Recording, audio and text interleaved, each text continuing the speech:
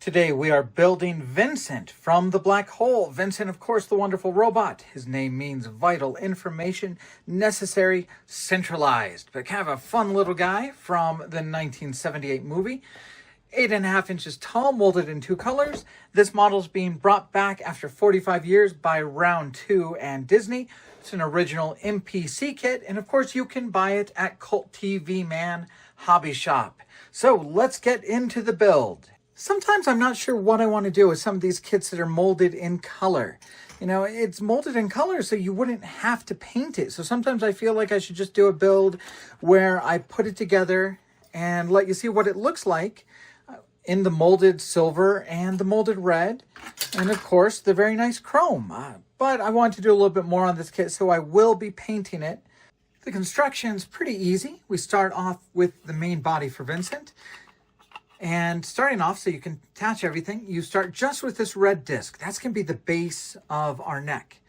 Now, the head of Vincent is done with 3 pieces. So you have a disc in the middle, and then you have a front half, or a back half, and a front half. And those glue together really easily. You want to make sure everything is really solid at this point. Now, your head has to turn independently from the body, and that's achieved with this red part. So you're going to glue these two together around the red disc that you already put in the silver part so that the head can turn independently. So you have to be really careful to only get your cement kind of right on the inside parts here, just kind of where those two meet, so that it'll still turn freely. The other thing that needs to turn freely is the cap that sits on top of Vincent. The head needs to be able to turn independently from that. And that's done with this red pen. So you have this very nice chrome piece to provide some detail there for kind of Vincent's inner mechanics. That's going to be right here in his head. And then you have a clear dome.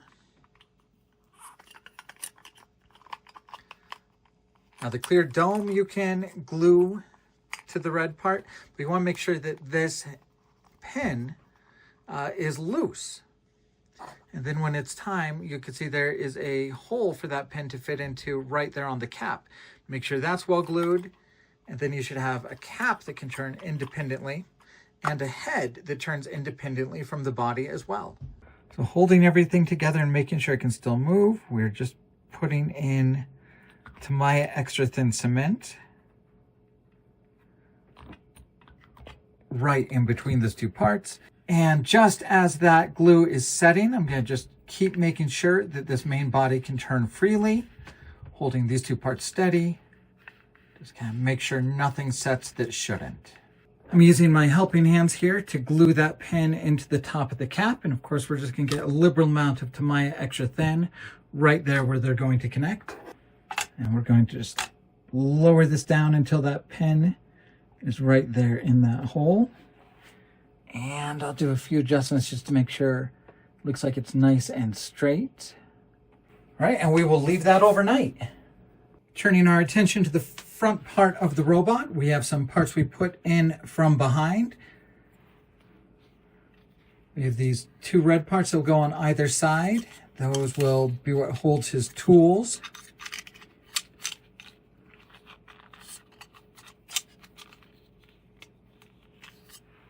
So we'll glue that in there. We have the view screen that gets put in from behind. And one more red part up here. So we'll cement all of those in, and then we'll be able to attach the body once that cap dries onto the top. All right, the glue has set. And as you can see, we do have our movable face. And the cap moves independently of it for posing. All right, we're going to go ahead and close up the main body and see how well it fits. Now, the instructions will tell you to test fit, and if you need to, cut off the alignment pins. I've definitely cut off those alignment pins. I'm just going to press these together and use my Tamiya glue, which of course melts the plastic. So we're going to get these as close as we can. We're going to lay down the glue, squeeze it as tight as we can, trying to just hold it in place and get things lined up the best we can. My biggest gluing surface will probably be this part right here, Since it's got a little bit of a lip, we'll use a lot of glue there. We'll just start squeezing things together, lining them up. And I'll glue one side first, then we'll come to the other one, line it up and glue it, and we'll kind of do the bottom part here last. All right, I'm gonna spend probably 10 minutes or so holding these in place as much as I can to let that glue set, and I'll be back after I've glued it all together. So the alignment's not great. I think I did pretty well on this side. You can see I've got most of the landmarks to line up there. If you're painting this would be a great one to really sand down, smooth it out. See, there's a little bit of a ridge here between the two parts right there where it meets the neck, but I'm pretty happy here. On this side, I think I've got one of those classic Tamiya fingerprints right there from when I was squeezing it together. And this one, I don't know, maybe I'll try and pry it apart with an X-Acto and try and put it back together again. Just fighting me a little bit, trying to get it lined up properly there. And once again, that's just a place where, you know, if you're going to paint this, just sand that entire thing smooth, rescribe that little line, and you're in business. I'm going to see what I can do there. Next up, I've got these kind of red inlay parts that are going to go on the cap. So we'll start cementing those in place. And we'll have some kind of concave domes that would go here. They can hold more of his appendages and tools. Here's our friendly little guy, a little bit of red added there up on top. Very nice. All right, here are the caps that kind of fit in to the bottom here so that you can mount like legs and things. Just fit on just like that, and we'll glue it right along that seam.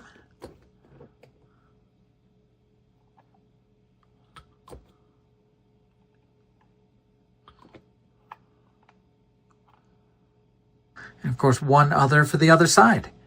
So with our main construction done, it's a nice looking little model. And you know, I've rewatched some scenes. So there's definitely scenes where his head turns independent of the cap. And then there are some scenes just where both of them turn together. So it seems to vary kind of probably by prop. Fun parts where kind of the entire cap comes off and you can see the top of his head. So very cool little model. But let's look at the other parts. So we can call these little levitation pods or legs or whatever you want to call them, propulsion units. But you get two of those and they just slot in like that. Now the instructions remind you that you don't glue those in. It could be like that, or they can be on these extensions like that. I think like this is much more of a classic look. Now you also have kind of some red caps that can go on the front of what we can call his arms. Or there's like an accessory like this drill piece.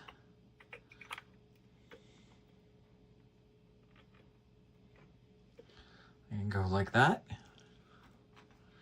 And then you have his claws. So you can have his claws kind of just retracted.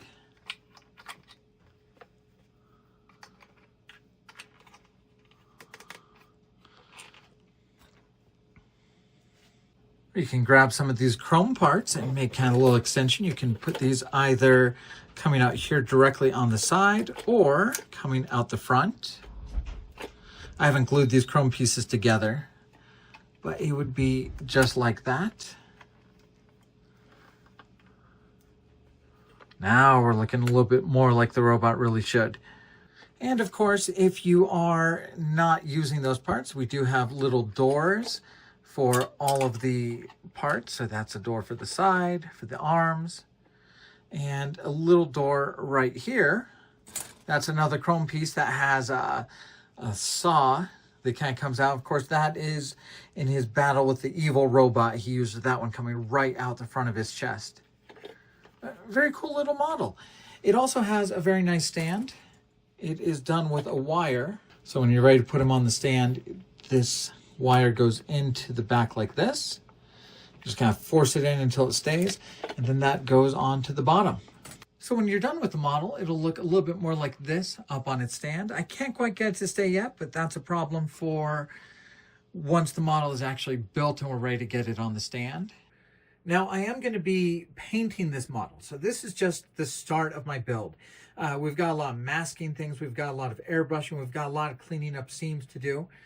You can see that just some parts have some pretty noticeable gaps. Like I said, we've got to clean up some of the seams over here on the side. But what I like about this model is this is an absolutely serviceable representation of the robot. Especially once you consider that even if you weren't going to paint it, you have a very extensive decal sheet to add paneling and detail to the model. It would really make it a pretty good looking thing.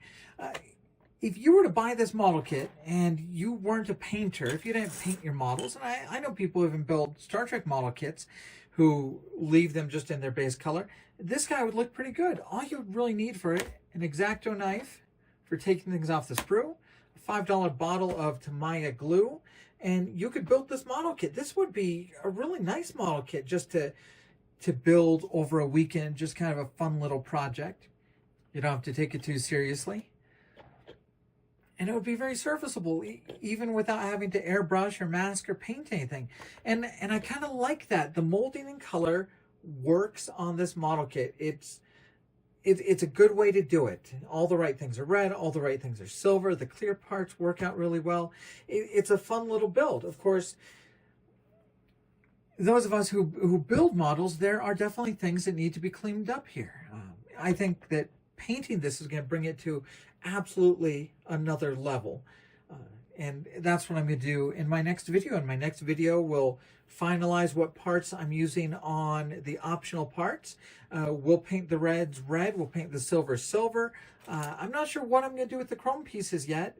I think it's a little jarring to have kind of the chrome for part of it and then just a dull gray for the rest of it. So I don't know, maybe all the chrome pieces will get repainted as I paint it up. But once again, you know, if you're not going to paint it, some of those chrome parts look really cool, especially kind of this one kind of right here underneath. That one's pretty nice. So thank you guys for following this video. The next build will be the cleaning of seams, the filling of gaps, the painting, the decaling, and hopefully I can make the stand work. That'll be the final video on Vincent from Disney's The Black Hole. Big thanks to Round 2 for letting me work on this model kit. A big thank you to Cult TV Man Hobby Shop, where you can buy Vincent. And of course, thank you to all of you guys for following the builds. I'll be back with the rest of Vincent very soon.